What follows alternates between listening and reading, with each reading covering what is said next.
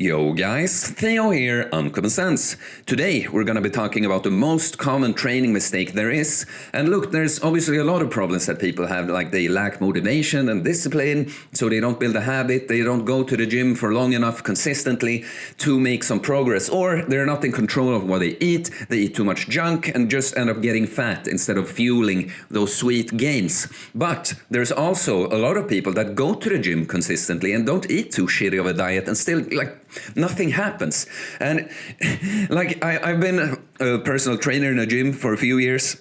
I've been training for 3 years, and I'm an online coach and very, very driven to make progress myself. And now I want to help other people do the same. So I've spent a lot of time thinking, like, what is the difference between me and these people that I see all the time in the gym, but just nothing happens with them? What is the difference? And what I've concluded is that people don't train hard enough. There might be some that just do dumb exercises, but a lot of people, they know, the compound exercises, the bench press, the squat, deadlift, rows, lat pull downs, some dumbbell presses. These are the most important things. And you see a lot of people doing them, and then they do accessory exercises, but they don't push themselves hard enough. This is what I don't understand, how people don't understand this. It's something I just knew when I got into all this. There was a bunch of things I did not know about making progress, but something I understood is I have to fucking train hard.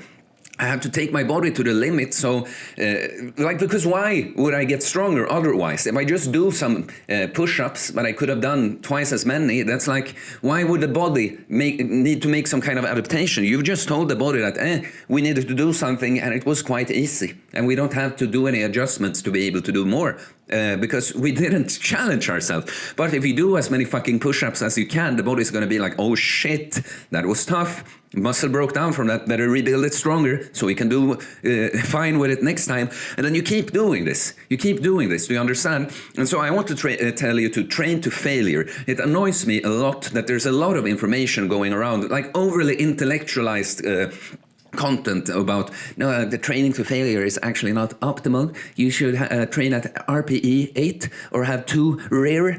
That's RPE. What does it even stand for? But these are things of measuring how close to failure you're training.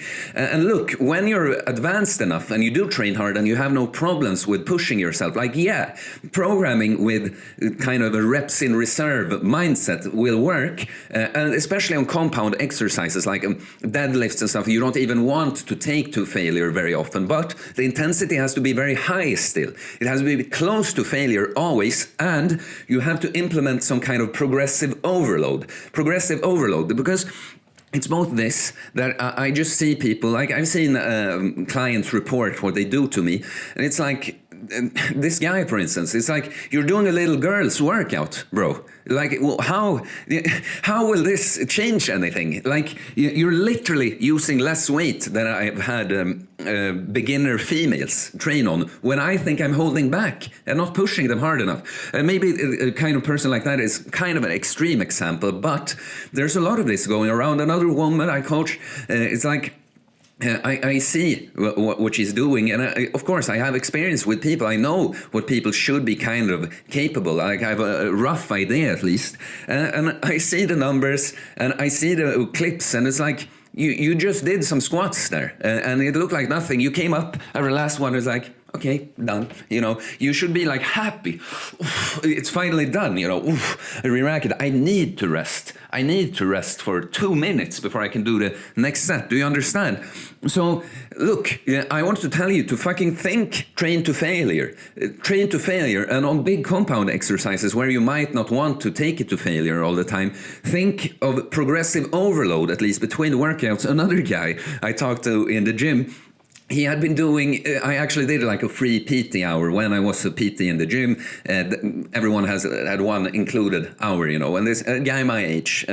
And he had, for his leg workouts, been doing 8 sets of 8s for some reason, 8 sets of 8 reps on the same weight for forever. And I'm okay, and why are you doing this? Are you just maintaining? You're not looking to get stronger or get more muscular legs, or why? And I explained the same thing to him, why would your body need to make any adjustment. If you're just telling it like this is something that we do and we do fine with it and we do the same thing over and over. No, you have to push it up. You have to push it up. If you for some reason want to do those 8 sets, 8 sets of 8, I would never program it that way, but you have to increase the weight just slightly between the workouts. Push yourself hard. And look, you have to push yourself. So sometimes when you go up in weight, you maybe even notice that, the rep goal I had here, I can't do it. I just do as many as I can, and then I lower the weight and finish there on my other sets. And the next workout, I try to hit it on that weight.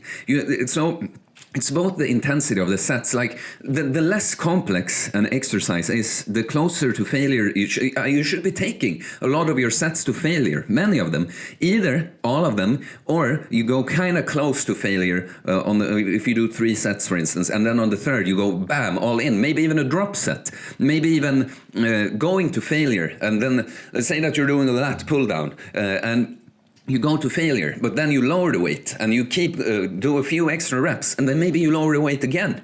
This is what's necessary. You have to shock the body. You have to expose the body to something that it isn't used to, so it's like, shit, we need to adapt. We need to adapt to be able to handle this in the future.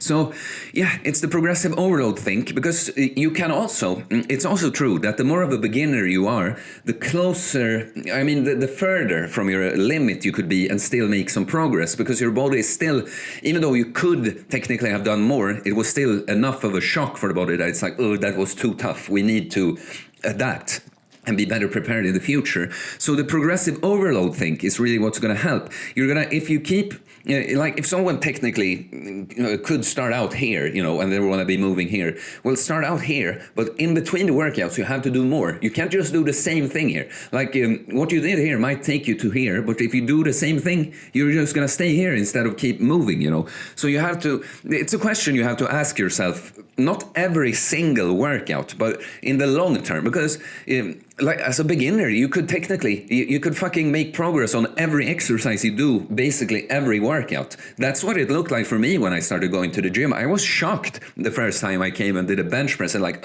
I couldn't do more today than last time. And then you have to start being more patient, maybe change some programming around and, play around with sets and reps and accessory exercises. But the main thing is just asking yourself, always, how can I do more? How can I do more? And then, of course, again, not on every single workout after a certain point at least, because the body will need more time to adapt. The progress will be slower. You might have to change something. And we also have bad days, I slept bad, I'm not quite as strong as usual. Then you just go to kind of hit something to maintain your body, but then the next workout you try to do more, and so on. It's the question you should be asking yourself always with training. How can I do more? How can I do more? Because if you're doing something and nothing is happening, then what you're doing is a great maintenance routine and nothing more. If you want to make progress, you have to take your body somewhere where it hasn't been before. Train to failure, train hard, and apply progressive overload. So, that's it. Please like the video if you found it helpful. Please leave a comment. Do you train to failure? Why? Why don't you? Why don't you train hard enough? Because I'm not buying. It's just for the advanced individuals that have already done a lot of hard failure training that can apply these sort of reps in reserve thinking of going about their training. But if you're a beginner and you haven't made significant gains yet, just fucking train hard. Train harder. I promise you, you will get to know more about your body. It will regulate as you go. Please subscribe for more content about fitness, fasting, building muscle, losing weight, and also Uncommon Sense takes on, well, everything in life. Society, people, relationships. Okay, guys, I'll see you later. Peace.